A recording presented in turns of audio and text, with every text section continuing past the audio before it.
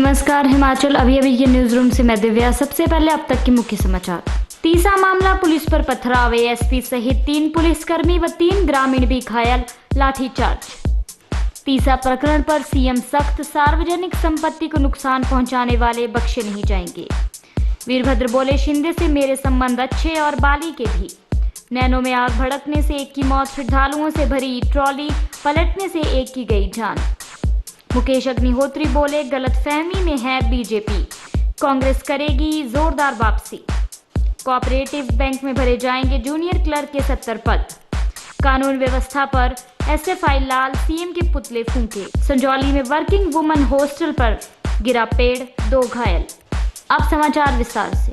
तीसा में छात्रा से रेप के बाद शिक्षकों की पिटाई के मामले में गुस्साए लोगों ने पुलिसकर्मियों पर पथराव कर दिया। इसमें एएसपी चंबा सहित 3 पुलिसकर्मी घायल हो गए हैं। घायल पुलिसकर्मियों को 108 की मदद से अस्पताल ले जाया गया है। स्थिति को नियंत्रण में करने के लिए पुलिस को लाठीचार्ज करना पड़ा व आंसू गैस छोड़नी पड़ी। इससे 3 लोग घायल हुए हैं।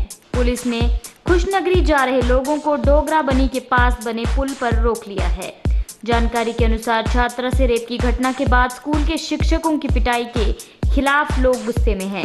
पिछले कल भंजराड़ू में दुकानों में तोड़फोड़ करने के बाद आज भी लोगों ने भंजराड़ू में इकट्ठा होकर खुशनगरी की तरफ कूच किया। वहीं सीएम वीरभद्र सिंह ने कहा कि आरएसएस के लोग बीजेपी के सहयोग से तीसा मामले को भड़का रहे हैं।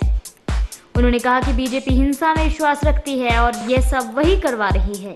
कोटखाई प्रकरण से सबक लेते हुए सीएम वीरभद्र सिंह ने कड़ा रुख अपनाते हुए तीसा में सार्वजनिक संपत्ति को नुकसान पहुंचाने वालों के खिलाफ सख्त कार्रवाई करने की बात कही है।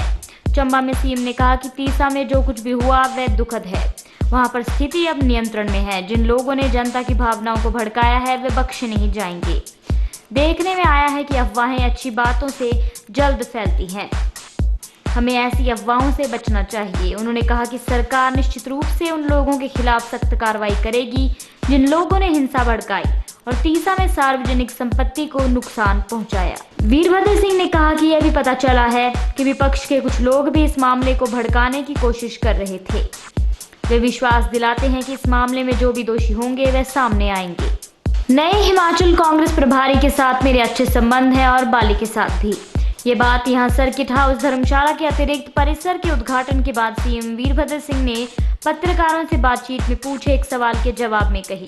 यहां प्रेस वार्ता के दौरान पत्रकारों ने हिमाचल कांग्रेस प्रभारी सुशील कुमार शिंदे के बारे में सीएम से सवाल किया। उनसे पूछा कि उनके संबंध शिंदे के साथ कैसे हैं, तो उन्होंने जवाब दिया कि शिंदे के साथ मेरे संबंध अच्छे हैं और सभी के अच्छे संबंध हैं।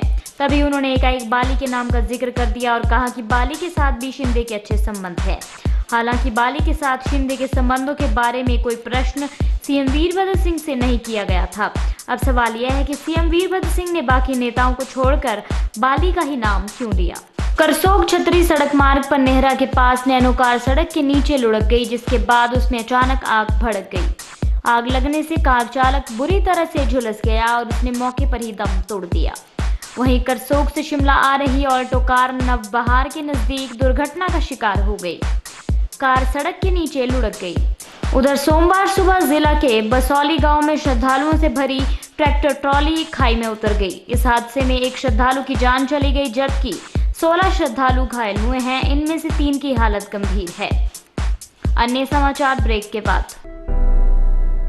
मछली जल की रानी है, जीवन उसका पानी है। हाथ लगाओ डर जाएगी, बाहर निकालो मर जाएगी। ये कविता हम सब बचपन से सुनते आ रहे हैं दोस्तों। मछली की ओर तो सबने ध्यान दिया, लेकिन क्या किसी का ध्यान जल की तरफ भी गया?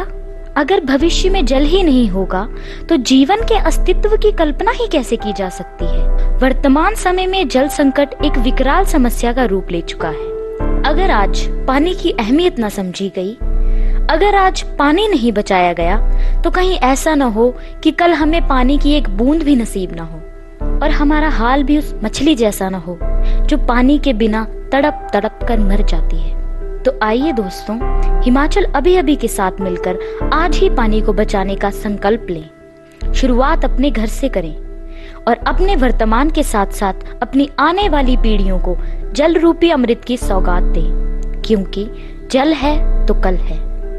जय हिंद, जय भारत। बीजेपी गलतफहमी में है कि वह सत्ता में आ रही है। इस गलतफहमी के चलते आने वाले विधानसभा चुनावों में बीजेपी को निराशा हाथ लगेगी। सीएम वीरभद्र सिंह प्रदेश में एकमात्र चेहरा हैं और उन्हीं के दम पर कांग्रेस विकास और अन्य कल्याणकारी योजनाओं को लेकर सत्ता में जोरदार वापसी करेगी। यह बात उद्योग मंत्री मुकेश अग्निहोत्री ने त्रिगर्त प्रेस क्लब कांगड़ा के नए भवन के उद्घाटन के बाद पत्रकारों से अनौपचारिक बातचीत में कही। उन्होंने प्रदेश में हो रही घटनाओं के संदर्भ में कहा कि प्रदेश के लोग ऐसे नहीं हैं और न ही यहाँ की संस्कृति ऐसी है।